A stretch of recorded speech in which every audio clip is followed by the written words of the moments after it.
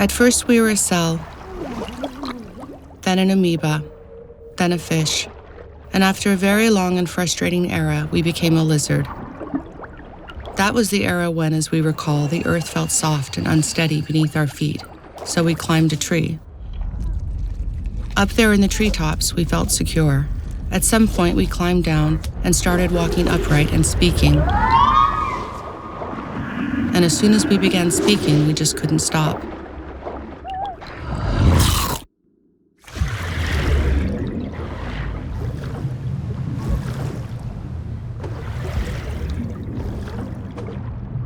After that, we watched a lot of TV. It was a fantastic era. We always laughed in the wrong places, and people stared and said, "What's so funny?" And we didn't even bother answering. That's how little we cared. We promised ourselves we'd find a job we loved, and when that didn't work out, we settled for a job we didn't hate.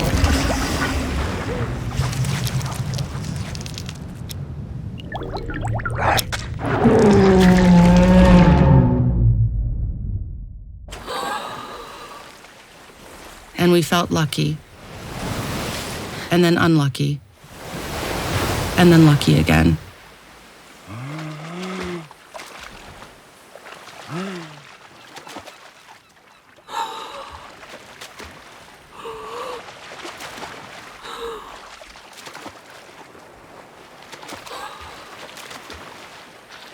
And suddenly our parents were dying.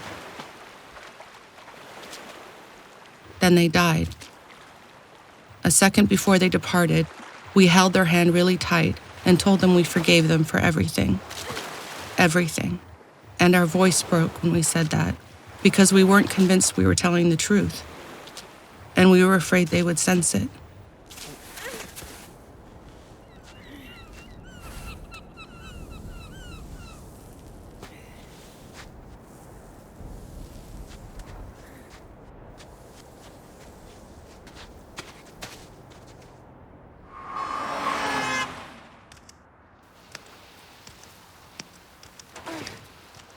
Less than a year after that, our son was born.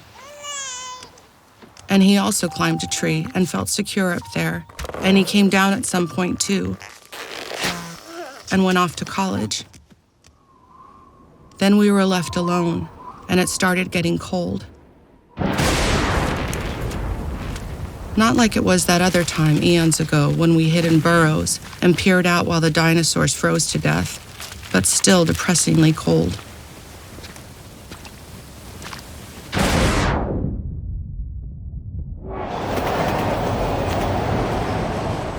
So we went to a drama workshop because our friends said it would do us good.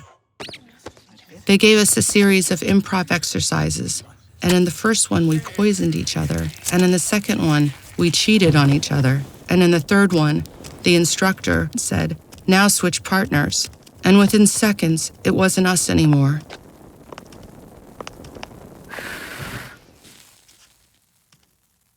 The new woman who was my partner said, "Let's do a sketch where you're a baby and I give birth to you and nurse you and protect you from all evil." And I said, "Sure, why not?" But by the time she'd finished giving birth to me and nursing me and protecting me from all evil, our time was up, and the instructor asked if the exercise had made any primal memory surface.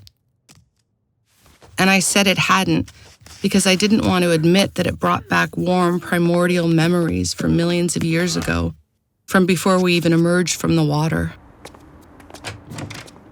Afterwards, at home, we got into an argument over something really dumb and had the biggest fight we'd ever had since we were created.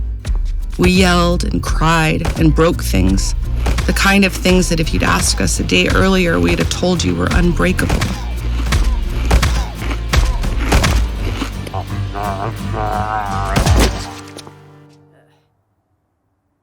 Then we packed our stuff up in a suitcase and shoved whatever didn't fit into the suitcase into plastic grocery bags.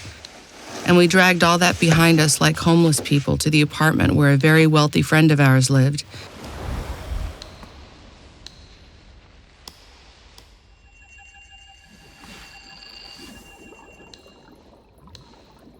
The friend told us that it might seem like the end of the world now, But by morning, all the rage and hurt feelings would melt away and everything would look different.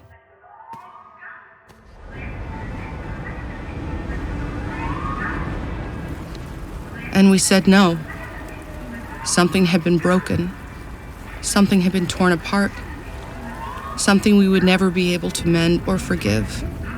The friend lit an imported slim cigarette and said, "Okay, maybe so. But can I just ask, why do you keep talking in the plural?"